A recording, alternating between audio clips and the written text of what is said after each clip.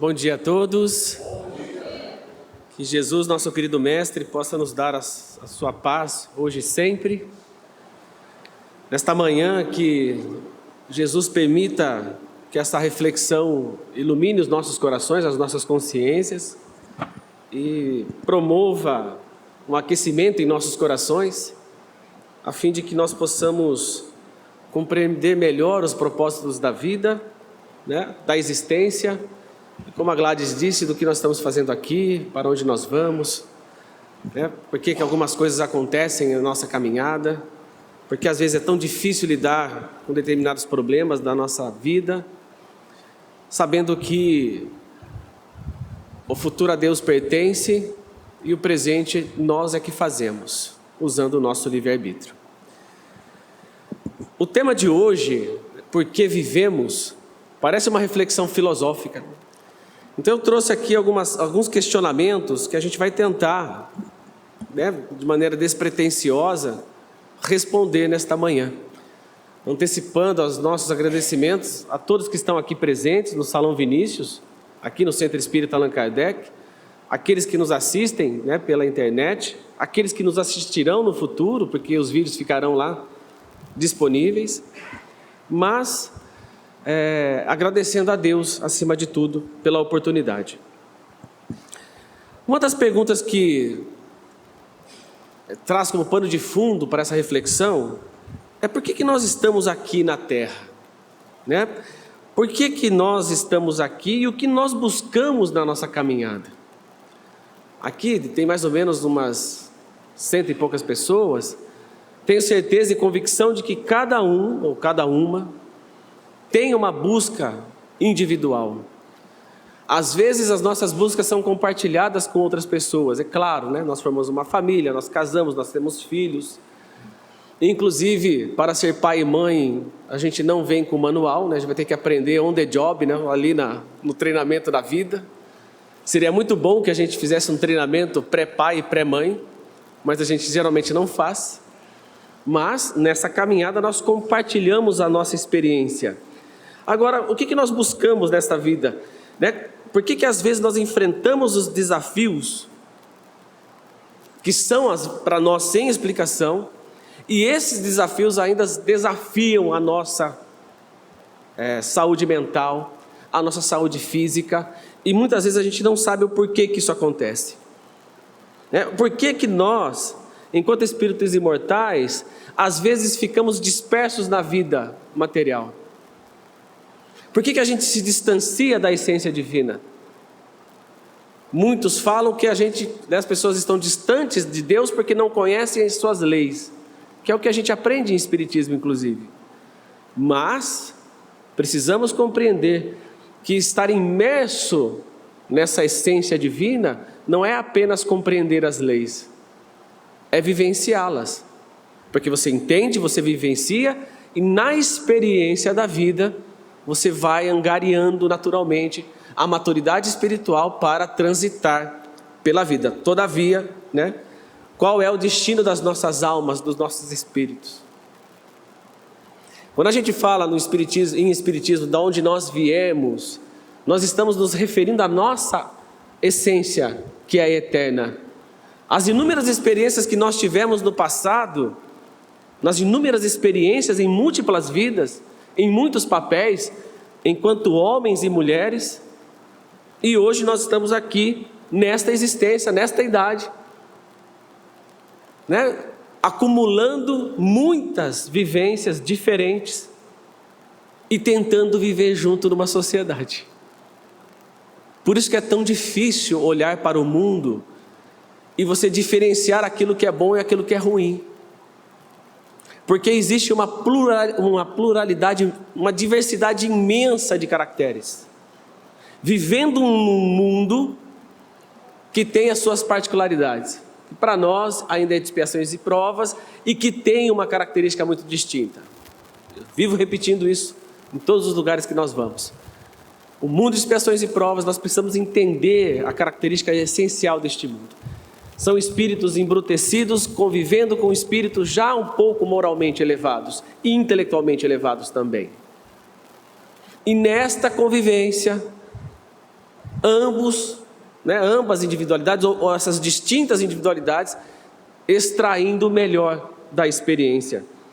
O Espiritismo, sem dúvida nenhuma, nos coloca uma proposta para entendermos a essência da vida do ponto de vista da nossa imortalidade. Quando nós interiorizamos essa ideia de que nós somos imortais, parece que a vida fica mais fácil, mas não fica. Ainda nós enfrentaremos e enfrentamos na atualidade e enfrentaremos no futuro as adversidades que a vida material nos impõe.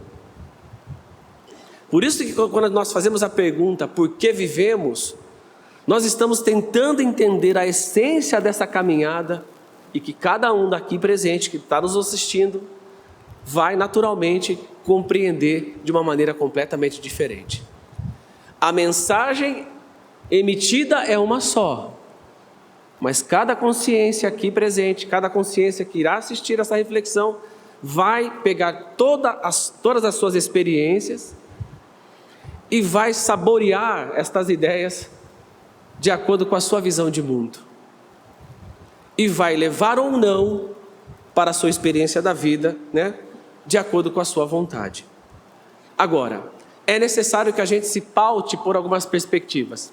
Por exemplo, existem modelos que a gente pode olhar, avaliar que aquilo é bom para nós, e nós tentarmos replicarmos em nossas vidas. Concordam? Quando a gente pega, por exemplo, a vida de grandes mulheres e homens que passaram pelo mundo, sejam eles religiosos ou não, porque pouco importa para Deus se a pessoa foi desta ou daquela religião.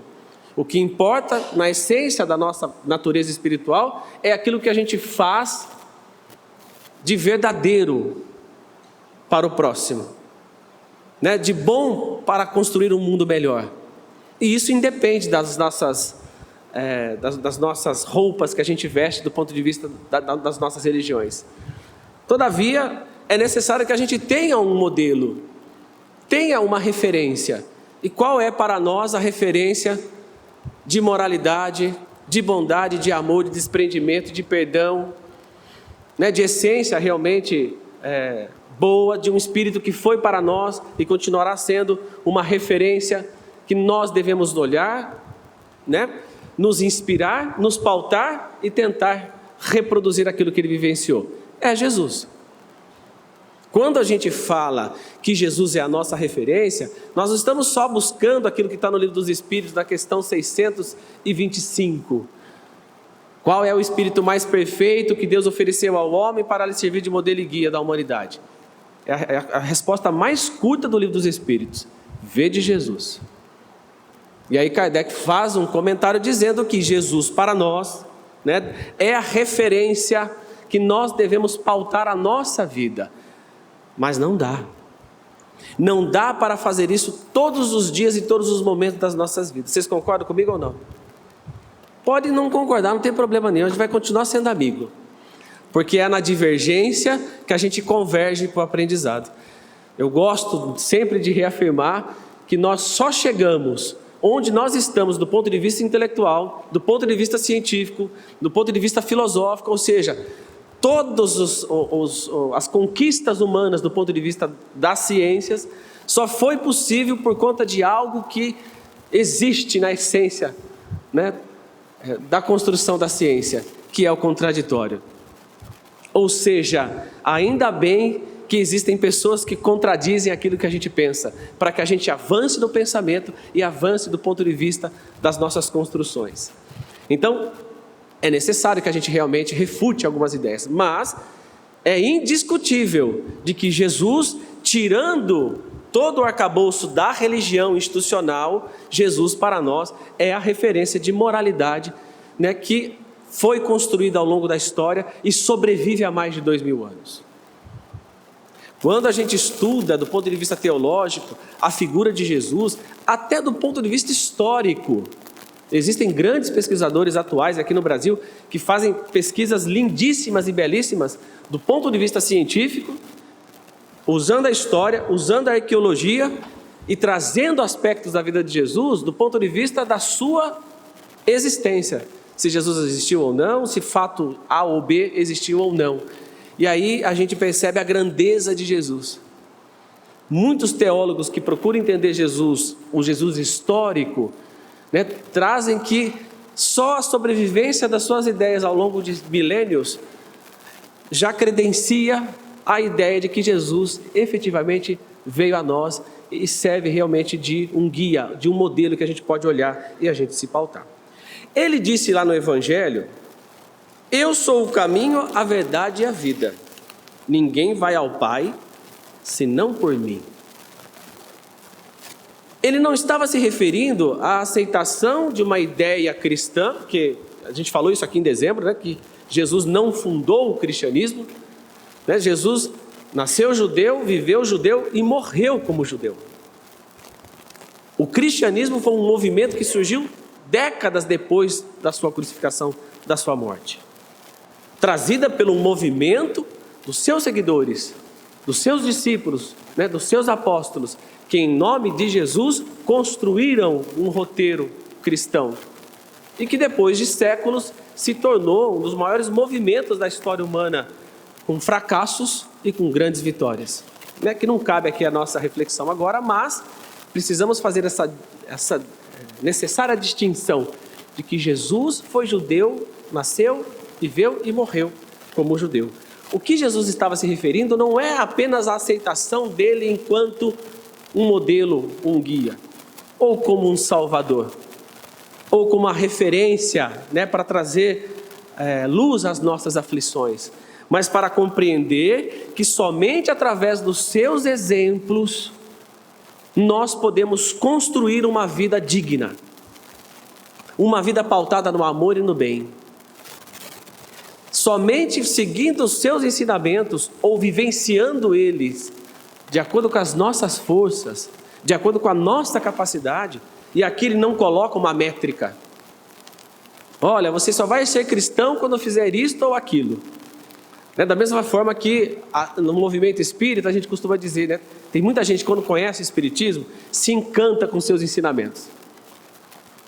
E aí começa a ver Chico Xavier, Bezerra de Menezes, Alta de Souza, né? O Gigante Deitado, o Jerônimo Mendonça, tantos nomes ilustres do movimento espírita, e a gente fica até envergonhado, né? Fala assim, meu Deus, quando é que eu vou conseguir ser igual a essas almas? Então eu não sou espírita. Alguém já ouviu alguém falando isso? Não, eu não sou espírita, estou tentando ser espírita. Lê do engano, né? Todos nós, quando nós nos adaptamos ou queremos estudar espiritismo ou queremos que o espiritismo entre em nossas vidas, nós já nos tornamos espíritas automaticamente, porque nós aceitamos aquelas ideias. A ideia da perfeição é nós chegarmos gradativamente, devagar, a esta perfeição através dos esforços que a gente faz diariamente, né, nas nossas experiências no dia a dia, lá fora, no mundo, no nosso trabalho, na escola, na faculdade, onde quer que nós estejamos.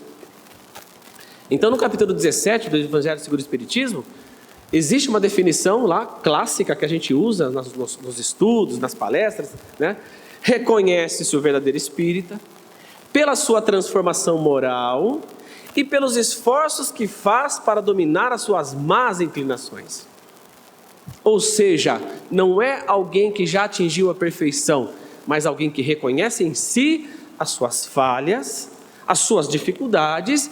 Olha todo dia na frente do espelho assim, ó, o que eu vou fazer hoje para ser uma pessoa de bem no meu cotidiano? E ali se arvora numa luta insana às vezes, porque a gente tropeça por cada pedra no caminho, que só por Deus, né? Que testa a nossa paciência o tempo todo, que faz com que a nossa essência cristã se rebele e se transforme, né, numa figura satânica às vezes. Porque tem algumas almas que chegam na nossa vida para nos testar. E a gente quer fazer o quê? Esganá-la. Lá na nossa essência, a gente quer fazer isso. A gente julga, a gente condena, e se a gente pudesse, a gente executava. Mas as leis tácitas, né, as leis penais, as leis que regem a nossa sociedade, não permitem que essas coisas aconteçam. Mas lá no fundo da nossa alma, muitas pessoas ainda desejam o mal das outras. Então isso é uma imperfeição. E para nós que estamos tentando entender a essência da vida, é necessário que nós coloquemos Jesus como essa referência. Por mais difícil que seja essa conexão. Mas se a gente tentar diariamente, contundentemente, agir segundo as perspectivas cristãs, a gente vai melhorando gradativamente. Né? Porque não basta apenas dizer sou cristão. É necessário que a gente, portanto, viva, reviva e reorganize a nossa vida para sermos pessoas melhores a cada experiência, a cada dia. Nesse contexto, então, do ponto de vista espírita, nós nos perguntamos o que é a vida sob a ótica do espiritismo. Se nós pudéssemos resumir em uma frase, nós diríamos: é uma oportunidade única de nos aperfeiçoarmos intelectualmente e moralmente, para sairmos da vida melhor do que nós entramos. Nós mergulhamos na experiência humana, nesta encarnação, passamos inúmeras vezes pelas mesmas experiências do passado, em outras vidas, passaremos ainda não sei quantas vezes, porque não há um número específico de vidas para atingirmos a perfeição, mas a perfeição é, sem dúvida nenhuma, um objetivo essencial do espírito humano. Todos nós um dia seremos perfeitos e seremos felizes. Então, a vida sob a ótica espírita, ela não se resume apenas ao plano material. Ela tem, naturalmente, uma conexão profunda com aquilo que é espiritual. E quando a gente coloca aquilo que é material de um lado e espiritual do outro, muitas vezes nós entramos em conflito sobre realmente o que nós queremos para as nossas vidas. Porque às vezes a busca do indivíduo é tirar nota na escola, vai para o ensino fundamental, tirar nota para passar para o Fundo 2. Qual que é a missão do Fundo 2? Tirar nota para ir para o ensino médio. E aí a pessoa vai para o ensino médio, e qual que é a função do ensino médio? Tirar nota para ir para a faculdade. A pessoa faz faculdade, tem que tirar nota para poder passar para um mestrado, para passar para uma pós-graduação e passar para a vida profissional. Parece que a vida se resume no quê? Estudar, tirar nota e ser feliz. Mas não. A construção do conhecimento que você tem ao longo desses anos de formação é que faz com que você lá no futuro, você seja um elemento na sociedade de transformação. Aquilo que é essencialmente moral para uns, não é moral para os outros. Existem pessoas, por exemplo, que escolhem, num determinado momento da vida, não seguir religião nenhuma, mas se inscrevem em muitas frentes voluntárias para fazer o bem. Tem muitos trabalhos na sociedade humana, não só no Brasil. O Brasil não é o que há de, assim, o número de voluntário maior que existe no mundo. Existem, em termos de voluntariado, o Brasil ainda não é o país mais engajado do planeta. Existem países muito mais com trabalhos voluntários do que o nosso. Mas existem muitos trabalhos voluntários no nosso mundo que permite a gente exercitar o desprendimento, o amor ao próximo. Conheço pessoas que não frequentam, eram espíritas, eram evangélicos, eram católicos e hoje não frequentam mais as missas, as palestras, os cultos, não tem mais uma atividade religiosa, mas semanalmente participam de atividades de socorro ao ser humano. Vão em hospitais visitar doentes, vão em hospitais específicos visitar crianças com câncer, o que requer da gente um preparo emocional muito grande, porque nós vamos nos deparar com um sofrimento que nós não estamos acostumados. E isso vai naturalmente forjar em nós determinados valores. Conheço pessoas, por exemplo, que têm atividades com um grupo de pessoas que reúnem valores financeiros e fazem reformas na casa de pessoas sem valores econômicos para poder custear, às vezes, uma reforma. Esse grupo se reúne mensalmente, reúne um dinheiro lá, fazem as suas campanhas pegam esse dinheiro e aplicam nas casas das pessoas mais vulneráveis.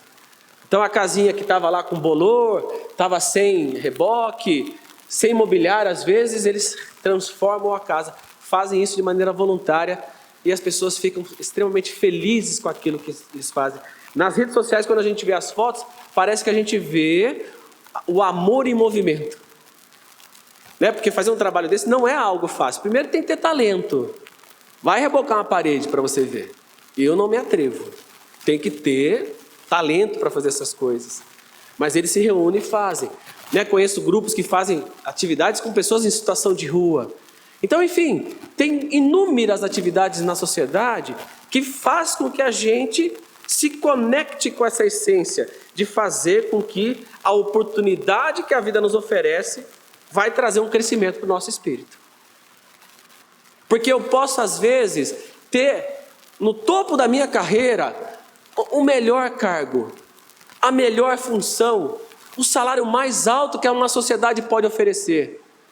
Mas se eu não me questionar o que aquilo efetivamente está construindo de bom para as pessoas, ou se a minha ação, naquelas centenas e dezenas de pessoas muitas vezes que eu dirijo, ou que nós dirigimos, está sendo uma proposta de mudança para a vida dessas pessoas. Se aquilo que eu estou fazendo não está afetando a sociedade que eu vivo, o meio ambiente a qual nós estamos inseridos. Porque não há como nós hoje, 2025, não falarmos mais ou deixarmos de lado uma pauta tão emergente como é as questões climáticas, que vêm se tornando cada vez, né, uma presença cotidiana na nossa vida. E isso é a ação do ser humano. Então eu posso ter a melhor formação do planeta, estudar nas melhores faculdades, universidades, ter a maior capacidade, né, executiva de tarefas. Mas isso tem que servir para aperfeiçoar o mundo que nós estamos vivendo. Do contrário, nós estamos indo contra a uma essência divina, a lei de Deus, que promove o bem-estar para todas as suas criaturas. Isso pode ser algo que é visto no campo das crenças? Sim, né? Porque a ciência não vai se ater a estas questões. Mas do ponto de vista espírita, nós somos imortais. Nós um dia retornaremos a este mundo. Nós temos esta essência, essa vida temporária, que graças ao avanço da ciência está durando mais do que as gerações anteriores. Né? As pessoas vivem 80, 90, tem muitas pessoas chegando a 100 anos hoje. Né? Lá na década de 30, por exemplo, em 1930, muitas pessoas morriam com 30 e poucos anos, 40 e poucos anos. Hoje você tem o quê? Uma longevidade de experiência muito maior, devido, naturalmente, ao avanço da ciência. Mas nós não podemos tirar, né, da nossa frente que nós somos imortais. Que esta vida é para esses aprendizados. E o propósito da nossa vida é aperfeiçoar o mundo que nós estamos vivendo. Por quê? Porque nós seremos os moradores deste mundo no futuro. Ou não? Ou vai todo mundo querer reencarnar em Marte? E eu estou fora, gente. Se os amigos espirituais chegarem para mim e falarem assim, olha, você vai ter que dar uma colônia nova em Marte lá, você vai ter que viver lá. Estou fora. Não tem outro planeta para viver, não. Mas se a gente não cuidar da nossa casa, dessa casa comum que é a Terra, que planeta nós vamos reencarnar nas próximas existências? Nós estaremos aqui. Nós voltaremos como os nossos filhos. Nós estaremos aqui inseridos neste mundo novamente. E aí? Então, do ponto de vista espírita, não dá para pensar, vou viver o hoje e acabou. Não. Precisamos pensar no hoje e no futuro, porque nós vivenciaremos esse futuro. Dessa maneira, então, a vida material, ela é uma oportunidade inquestionável de aprendizado para o nosso progresso imortal. Na questão 132 do Livro dos Espíritos, Kardec pergunta, qual o objetivo da encarnação? Porque através da encarnação ou da reencarnação, ou seja, o retorno, né, em muitas vidas, para que a gente possa se aperfeiçoar. A resposta é, Deus lhe impõe a encarnação com o fim de fazê-lo chegar à perfeição. Então, as múltiplas vidas virão. E nós receberemos este mundo que nós deixamos. É que nem, olha, vou usar um exemplo da nossa vida cotidiana. Você vai almoçar num shopping. Aí qual que é a regra tácita da nossa sociedade? Terminou de comer, pega a bandeja e coloca naqueles dispenser que os lugares deixam ali para você deixar a mesa para outra pessoa que vem. O que a gente percebe? Muitas pessoas terminam de comer e largam a bandeja lá. Aí as outras pessoas chegam, pegam aquelas, os restos ali, daquelas que as pessoas comeram, as embalagens que ficaram ali, às vezes tem funcionário, às vezes não tem naquele momento. Você tem que pegar uma bandeja de outra pessoa que usou para você tirar. É uma imagem, às vezes grotesca, mas é da nossa vida. Se a gente não souber levar essa bandeja da vida futura para o mundo que nós estamos vivendo, nós vamos encontrar um mundo em caos. E não vai ser um mundo em caos por conta das gerações passadas. Muitas vezes, nessa encarnação, eu promovi esse caos e na próxima vida eu vou reencarnar nesse momento da nossa existência, às vezes atormentado por algo que eu mesmo fiz em encarnações passadas. Nesse sentido, então, é necessário compreender que o homem se melhora nesta vida, tá? Para fazer o quê? Para entender a proposta da experiência, melhorar o mundo, para que todos nós possamos vivenciar uma sociedade justa, uma sociedade sem desigualdade, sem pobreza, com todas as pessoas tendo acesso a tudo que é essencial para a nossa vida. E infelizmente o mundo que nós estamos vivendo ainda não é assim. Eu vou usar um exemplo para vocês terem uma ideia da tragédia humana que nós estamos vivendo aqui em 2025. Tá? Em 2015, a ONU, a Organização das Nações Unidas, ela publicou a Agenda 2030 e os 17 Objetivos do Desenvolvimento Sustentável. Um delas, que é a sexta, trata-se de acesso à água potável e saneamento básico. Quando nós pegamos os números de saneamento básicos do mundo, é estarrecedor.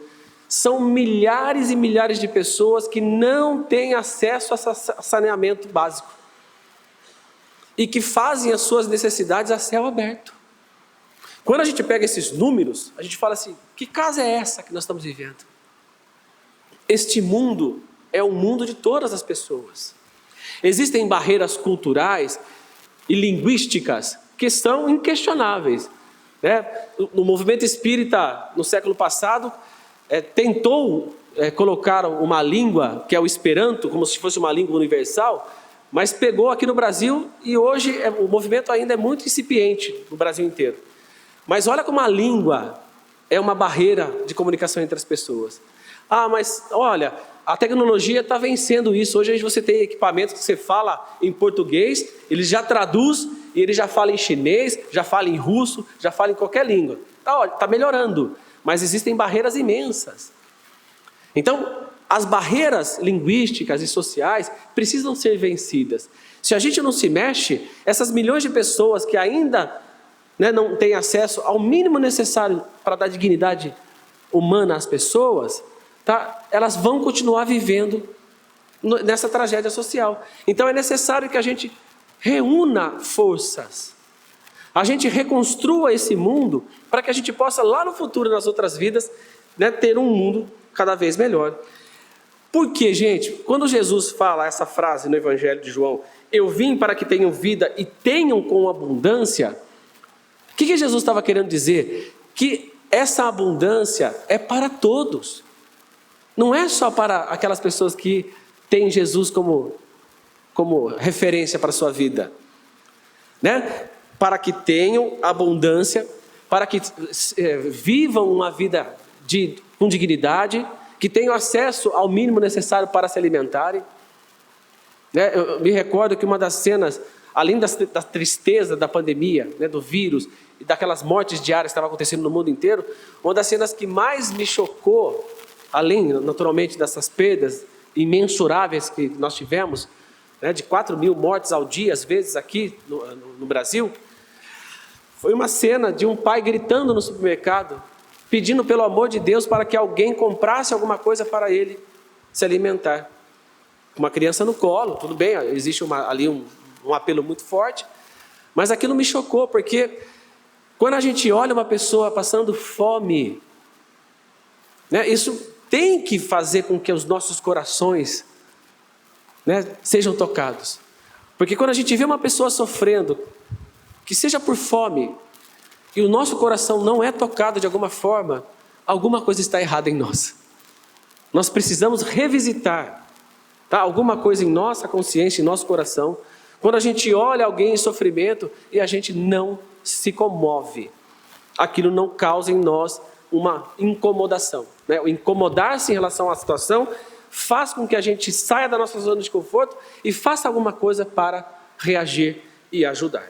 Então, às vezes, o mundo em desajuste, por pior que seja, é uma ferramenta que nós devemos usar a nosso favor, para nos movimentarmos no bem e agirmos no bem na sociedade a qual nós estamos inseridos, né? Porque, como André Luiz fala lá no livro Nosso Lar, a terra é um educandário de almas, onde o espírito aprende, sofre e ama, para se libertar dos laços da ignorância. Então, a vida cotidianamente nos apresenta inúmeras oportunidades para que a gente possa vivenciar a experiência humana. E essa vivência vai depender das escolhas que cada um fizer. Pergunto, existem escolhas certas e erradas? Existem escolhas que nos colocarão na nossa vida determinadas experiências. E essas experiências ao longo do tempo, ao longo da nossa maturidade espiritual, porque também isso requer uma certa maturidade espiritual, né? Essas experiências vão acrescentando em nós uma vivência e uma visão de mundo. E essa visão de mundo faz com que a gente se conecte com essa essência divina. Me recordei agora de um filme, que eu até citei ele, né, como referência no dia 22 que eu estive aqui, mas é uma referência lindíssima, mas lindíssima, tá? De como é que nós podemos, ao longo da nossa vida, nos pautar em fazer o bem. O filme é O Quarto Sábio, né, que conta ali a história, né, daqueles reis, daqueles magos, né, daqueles cientistas da época, pessoas que estudavam as estrelas e que tiveram acesso à ideia de que o Messias viria. E aí no começo do filme tem lá a ideia da estrela aparecendo, e eles começam ali a consultar as escrituras antigas e tal. E esse sábio então sai em busca do Messias. A história é lindíssima, belíssima e inspiradora. Porque esse senhor, que era um jovem senhor, ele era dotado de uma capacidade intelectual muito grande. Ele não conhecia só as escrituras, ele conhecia aspectos da ciência da época que era muito mais avançado que muitos povos. E na caminhada dele no filme, que é lindíssimo, né? Ele vai encontrando um monte de gente e ele vai parando no caminho. E ele vai ajudando com as suas capacidades intelectuais, com aquilo que ele tinha de aprendizado mesmo no campo técnico, no campo científico e no campo moral. E ele vai ajudando muitas pessoas. Inclusive ele fica décadas numa comunidade, né, de pessoas muito doentes, de pessoas muito pobres, que não conseguiam muitas vezes ter água para poder tomar. E ele leva uma certa tecnologia para desviar a água de um lugar, tal, para poder levar a água para eles. E ele passa décadas ali, né, naquela região. E vai acontecendo um monte de coisa. Esse sábio, ele sai com alguns tesouros para poder entregar para o Messias quando o encontrasse. E em cada canto, em cada lugar que ele passa, ele vai usando dessa riqueza para auxiliar as pessoas que estavam ali no seu caminho. Inclusive, quando ele chega lá, né, quando Jesus, passaram mais de 33 anos na sua caminhada, e ele procurando ainda o Messias, e lhe resta apenas uma joia. Uma joia.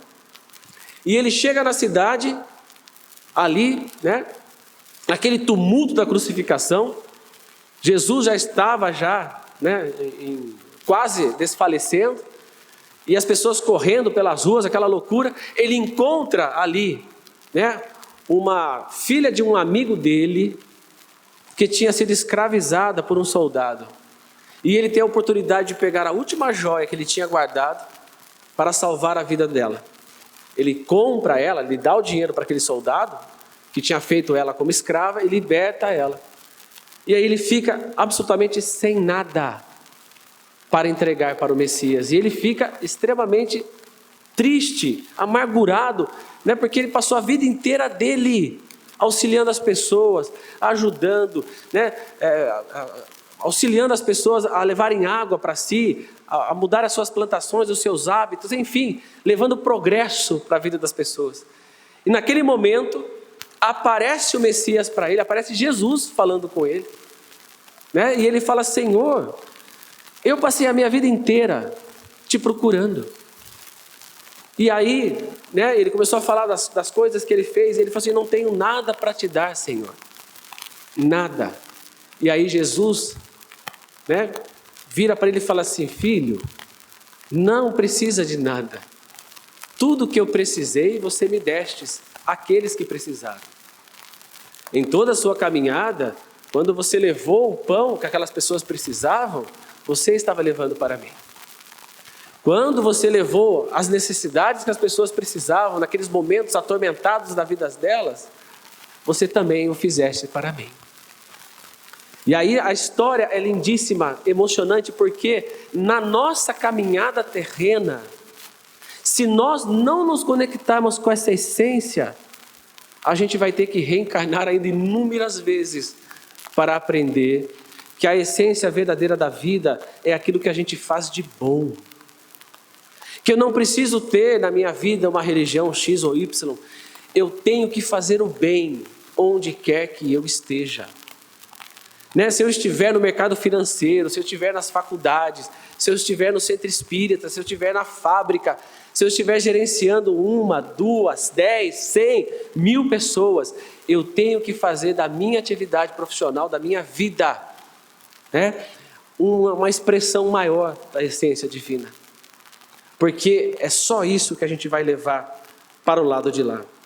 Por isso que, quando nós entendemos essas perspectivas, né, que a terra é um educandário de almas e que é aqui que nós vamos aprender a amar verdadeiramente através das experiências da vida, é que a gente chega à conclusão que o propósito da nossa existência, tá, é a gente realmente agir no bem sempre que possível. E nós somos convocados o tempo todo a ter essa ação divina. Por quê? Porque muitas vezes nós vemos o sofrimento e não fazemos nada.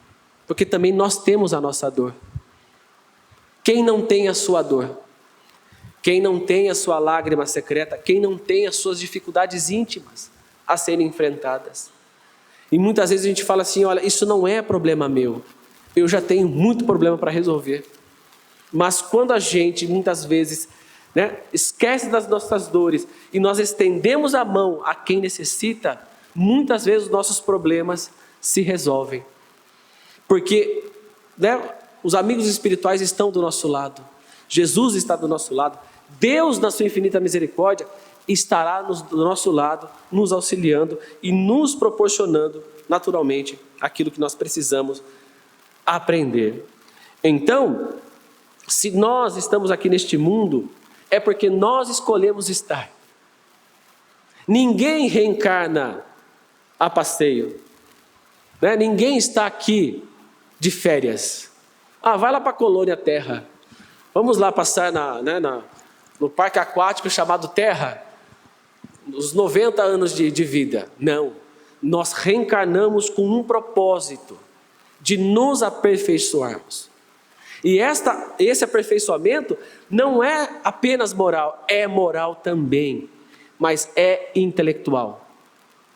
Nós precisamos entender definitivamente que não há como aprender nada moralmente se nós não desenvolvemos intelectualmente. O intelecto sempre vem antes do aprendizado moral, porque é necessário que a gente faça uma distinção daquilo que é certo e daquilo que é errado. E isso vem do intelecto. Então, o aperfeiçoamento também passa pela questão intelectual. E quando a gente fala do intelecto, nós estamos falando de todas as ciências que estão à nossa disposição.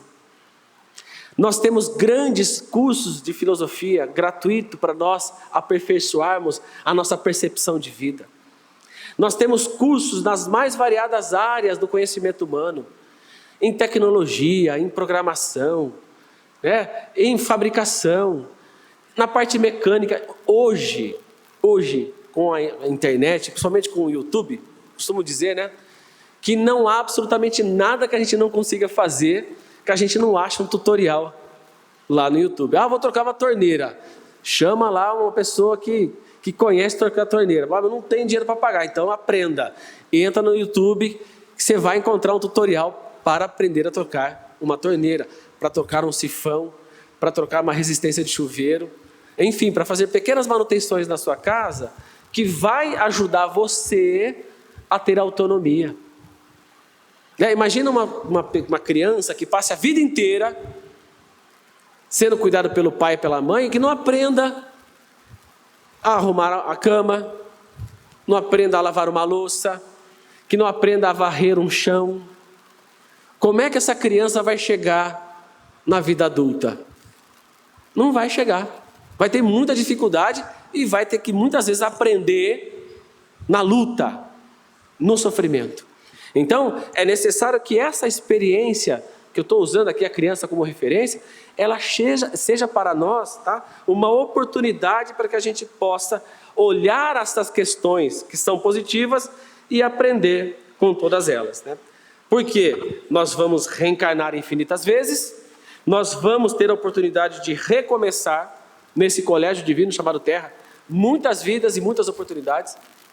Então, a gente não deve se afligir se nós não conseguirmos, muitas vezes, desenvolver determinadas virtudes em uma existência. Vamos devagar. É devagar que a gente chega lá. É aprendendo uma virtude, às vezes, por vida, que a gente vai atingindo a perfeição necessária. E como é que a gente faz isso? Bem, eu costumo sugerir para mim mesmo, Isso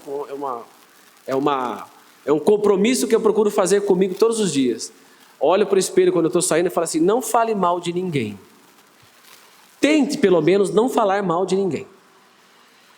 Eu ando ultimamente falando assim: olha, não pense mal de ninguém. Porque não basta só não falar, Às vezes a gente não verbaliza, mas está ali pensando, jogando todo o ódio que a gente às vezes tem no nosso pensamento para cima de determinadas pessoas. Então, nós precisamos nos conhecer. O autoconhecimento é uma das prerrogativas que nós temos que desenvolver para o nosso aperfeiçoamento. Nós atingiremos a perfeição e a felicidade não por um passe de mágica, porque isso não existe, mas por uma compreensão da vida, por um desenvolvimento intelectual e por uma insistência gigantesca de melhorarmos a nós mesmos. Só que para isso, meus queridos e minhas queridas amigas e amigos, nós precisamos reconhecer em nós que nós temos problemas. Enquanto nós não olharmos para nós e falarmos assim: olha, você precisa de ajuda, você não vai conseguir resolver os seus problemas sozinhos, você precisa de ajuda de um profissional. Eu estou falando assim, nós nos olhando no espelho, falando para a nossa própria consciência. Se você não procurar ajuda, você não vai conseguir vencer isso sozinho. Porque você tem às vezes não cabe nos dedos da mão as nossas imperfeições. Se a gente já faz isso, a gente já tem metade do caminho andado. Porque se a gente não reconhecer que existem em nós algumas dificuldades, como é que a gente vai melhorar? Da mesma forma que às vezes nós colocamos os nossos problemas, as nossas aflições, as nossas lutas na família a qual nós estamos inseridos. O problema não é meu, o problema é a família que eu nasci. Tá bom, quem disse? Quem disse para você que o problema é a sua família e não é você? Porque quando nós reencarnamos, nós pedimos para nascer naquela família. Ponto final. Não há um caso de um ser nesse mundo que nasceu na família errada. Às vezes, por distorção, vou usar essa expressão, né, por distorção de ideias, né, por distanciamento de sentimentos, a gente acha que nasceu no lar errado. Mas por laços de necessidades do passado, nós nascemos aonde nós precisamos nascer.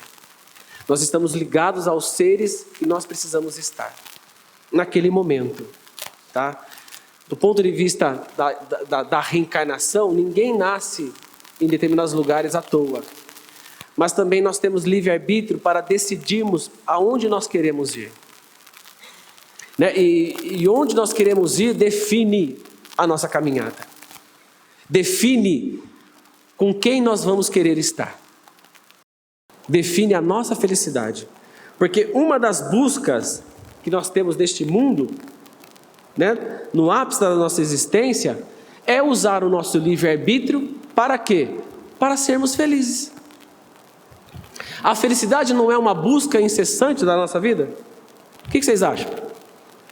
Nós não estamos no mundo para sermos felizes? Ou alguém aqui acordou hoje e pensou assim, eu quero sofrer um pouco hoje. Alguém falou isso aqui no salão? Eu espero que não, tá? Porque se falou, a gente precisa conversar. Né? Todo mundo nasce para a felicidade. É que a felicidade, ela é algo temporário, transitório, não é perene, não é o tempo todo, e cada um tem uma percepção diferente da felicidade. Mas, para nós espíritas, existe uma maneira de entender a felicidade do ponto de vista da experiência humana e do ponto de vista da nossa essência espiritual. Tá lá na questão 922 do Livro dos Espíritos, que é a questão que eu gostaria de encerrar a nossa conversa de hoje, né, que eu penso que essa questão vai deixar uma pulga atrás da orelha de todo mundo. Porque se na essência da vida nós procuramos ser felizes, e a felicidade ela é uma experiência individual, diferente para cada pessoa, existe uma forma da gente ter um meio termo de felicidade para todos? Para muitas pessoas, não trabalhar é a felicidade. Amanhã é segunda-feira, vamos trabalhar. Ai meu Deus, tem que acordar cedo, segunda, meu Deus. Vou aguentar meu chefe, minha chefe. Aquele fulano que vai trabalhar comigo, Senhor. Para muitas pessoas, o ócio seria algo maravilhoso, né? Não fazer nada o dia inteiro. Para outras pessoas, não. Trabalhar é algo extremamente valoroso. A pessoa acorda 4:30 da manhã, ansiosa para ir para o trabalho. Olha as diferenças de felicidades. Para umas pessoas, encontrar o amor da vida é a felicidade. Para outras, ficar sozinho é a felicidade da sua vida. Olha como na balança da felicidade, cada um vê o que é, né, melhor para si. Lá na questão do 922 do Livro dos Espíritos, que eu vou deixar aqui como reflexão para as nossas conclusões, Kardec diz assim: a felicidade terrena é relativa à posição de cada um. O que é suficiente para a felicidade de um, faz a desgraça do outro. Né? Há, entretanto, uma medida comum de felicidade para todos os homens? Olha o que ele está colocando na balança. A felicidade de um, às vezes, é o tormento de outros. E o que é felicidade para uns, que é a nossa busca também incessante da vida, às vezes é infelicidade para outros. Como é que existe aí? Existe um meio termo? Existe um equilíbrio? Né? Porque o equilíbrio é a meta suprema de todos nós. Os Espíritos respondem o seguinte: para a vida material, a posse do necessário. Para a vida moral, a consciência tranquila e a fé no futuro. São os dois pesos da vida material e da vida espiritual que eles nos colocam à frente para refletirmos. Cada um vai colocar na balança da consciência aquilo que é essencial para a sua vida material. O que é posse do necessário. O que é estar efetivamente, né, ali tomando posse das coisas materiais que lhe cabem. Casa, carro, conta, dinheiro, salário, enfim. E aquilo que eu quero fazer para a minha vida do ponto de vista moral. Ou seja, eu estar com a consciência tranquila e compreender que o futuro depende de cada um de nós. É uma escolha que a gente faz todos os dias, todos os momentos das nossas vidas. Porque vivemos, porque queremos estar aqui. Queremos tirar desta vida material o melhor, a essência das nossas experiências e nos melhorarmos, nos aperfeiçoarmos, fazer da nossa vida, né, uma grande experiência para levarmos para a espiritualidade. Porque quando nós deixarmos este corpo material, o nosso desejo maior é que todos aqui presentes, todos que estão nos assistindo, chegam do lado de lá com a consciência tranquila. Né? Como Paulo de Tarso fez no livro, né? Lá no final do livro, Paulo e Estevão, né? Combati o bom combate, eu fiz de tudo que estava ao meu alcance para levar o evangelho, ou seja, para vivenciar aquilo que é bom na minha vida. Tudo isso a gente deseja que as pessoas levem para a vida imortal. Uma semana linda, uma semana de muita paz, de muita luz, e que a gente tenha aí um ano de muitas atividades maravilhosas para o nosso aprendizado infinito. Um beijo no coração de todos vocês.